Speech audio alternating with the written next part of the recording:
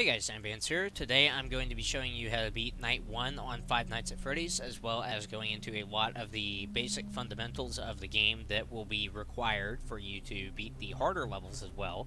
So let's go ahead and get into it. Obviously, Night 1 is a very easy night. I'm not saying you guys need an in-depth guide or anything to actually beat Night 1 because it is very easy. But it's always best to start at the absolute basics, and I'd recommend watching this video even if you've completed Night 1 already anyway, as I'm going to be going into a lot of the basic fundamentals of Five Nights at Freddy's that are going to help you regardless of what skill level you are. So here we are in the office. You got your door buttons, you got your light buttons, you know, all that good stuff. You got Freddy's nose that you can honk. You got phone guy calling you, which I'm going to go ahead and mute once it pops up so you guys can hear me better. Alright, so let's take a look at the camera monitor. There are a lot of cameras in Five Nights at Freddy's, of course. There's the show stage, Cam 1A, the dining area, Cam 1B, the backstage, Cam 5, Pirate Cove, Cam 1C, supply closet, Cam 3, West Hall, Cam 2A, West Hall corner, Cam 2B, East Hall corner, Cam 4B, East Hall, Cam 4A, Cam 6, the kitchen, and the restrooms, Cam 7. So let's go back to the show stage here and close the camera monitor. So out of all of these cameras, there's only one camera that's going to be consistently important no matter what night you're playing, no matter what your strategy is, and no matter what situation you're currently in. That camera is Cam 1C, Pirate Cove. This is the camera that you're going to be looking at the most on the early nights, and it is definitely one of, if not the most important cameras in the entire game.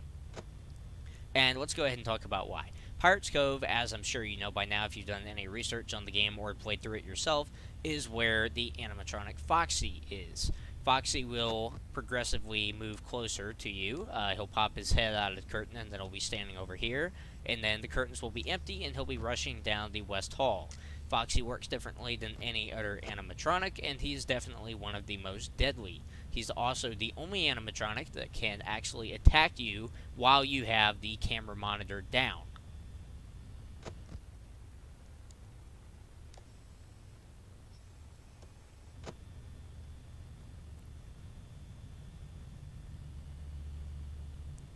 So for Night 1 specifically, I would recommend just sitting here and not really doing anything up until the clock reaches 2 a.m. No animatronic can move at all on Night 1. This is very important. Keep in mind, this only applies to Night 1. No animatronic can move at all up until 2 a.m. So once the clock strikes 2 a.m., that's when you're going to want to put our strategy into action. But for now, you don't really have to do anything. The reason for this is that Night 1's AI levels, which are the same AI levels that are used on the custom night, initially read 0000. Therefore, no animatronic can move at all. However, how this game works is at 2 a.m., at 3 a.m., and at 4 a.m., the AI difficulty of certain animatronics is increased depending on the night. So on Night 1, at 2 a.m., Bonnie's AI will increase by 1, making it a total of 1. At 3 a.m., the AI level of every animatronic except for Freddy will increase by 1, making it 0 to 1, 1. And finally, at 4 a.m., the AI level of every animatronic besides Freddy will once again increase by 1, making it 0, 3, 2, 2. So it's now reached 2 a.m., Bonnie's AI level is hit 1, and he should now be active. There we go, he's gone. So how Bonnie works in this game, unlike any other animatronic, is he can actually teleport wherever he wants. It's not exactly clear why he can do this, but he can. So once he leaves the show stage, if you're extremely unlucky, he could be right outside your door for all you know. He's not currently, but theoretically he could be. So let's look around and try to find him.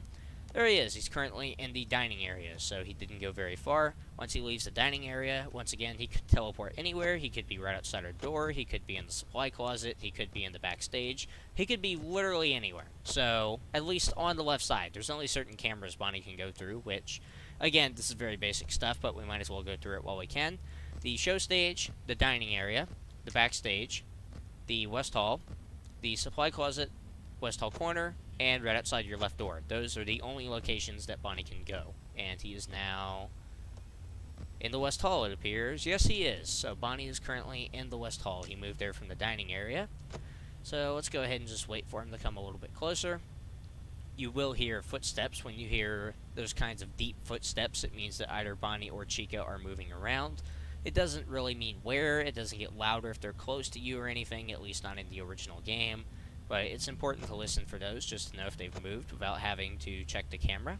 Another thing that I recommend about Night 1 is making sure to... You don't have to check Pirate's Cove specifically because of how Foxy works, which I'll explain a bit more in depth when we have to actually deal with him in Night 2.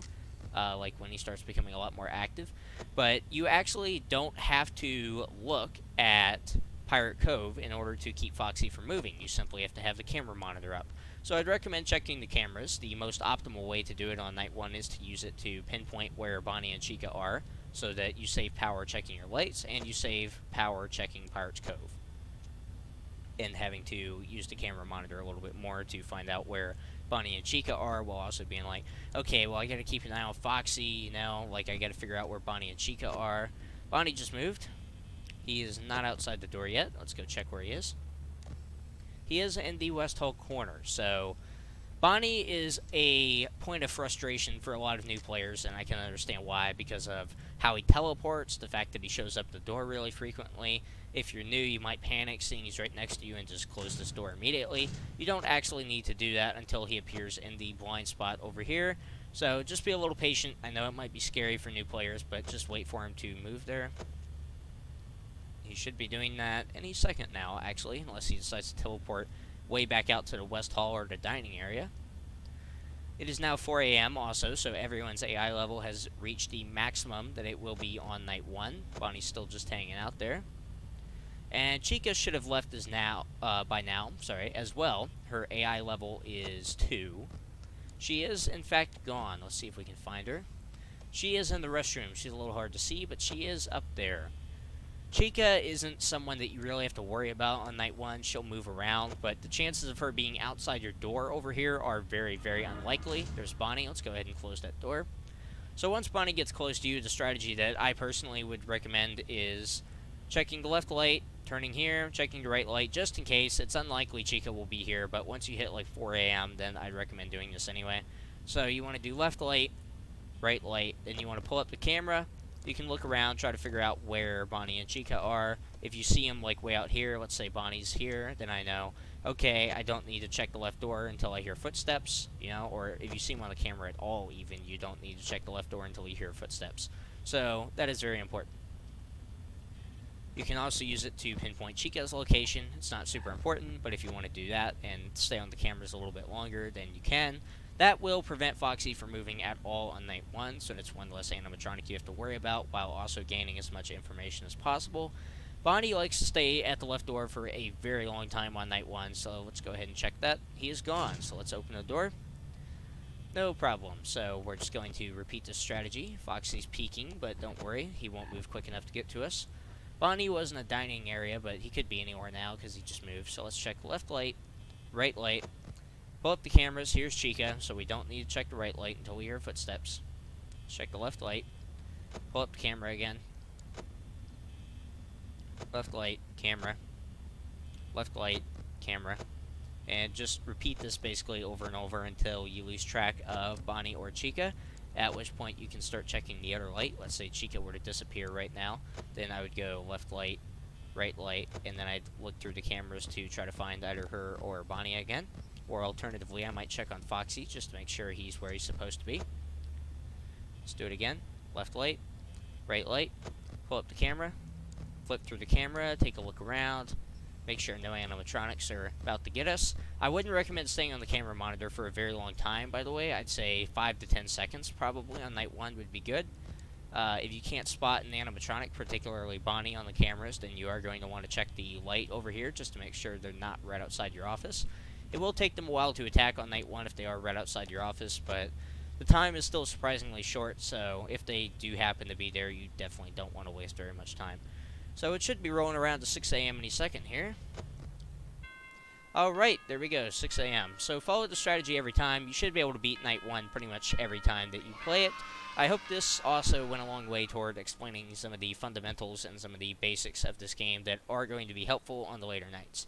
So, this is a new type of content on my channel, so let me know if you guys enjoyed this. Thank you for watching this guide. I hope it helped you, and I will see you in the next one.